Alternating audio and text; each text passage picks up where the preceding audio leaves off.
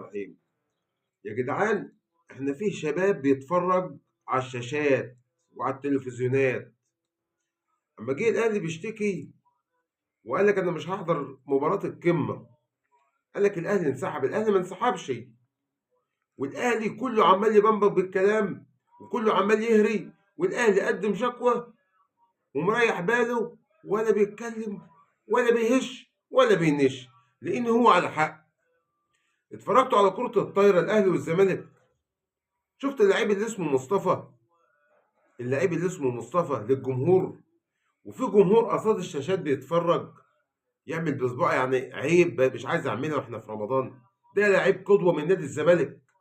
اخصى على النادي اللي ملعبك، واخصى على النادي اللي انت ملتمي له، واخصى على اللي ربوك، واخصى على اللي دخلوك النادي بتاعهم. هو ده اساسا انت ما تربيتش. اللاعب اللي اسمه مصطفى، ارجو المسؤولين يحاسبوه، وده لازم يقف، ده يتم ايقافه. مفيش لاعب من الاهلي عملها. ابراهيم سعيد عملها، اتوقف.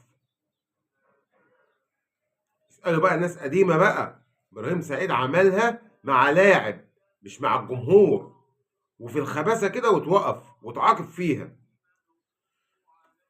انما اما لعيب يعملها للجمهور، انا لو في وسط الجمهور هنزل اقع وشك بالجزمه، لان انت لعيب جزمه ومن بيئه جزم.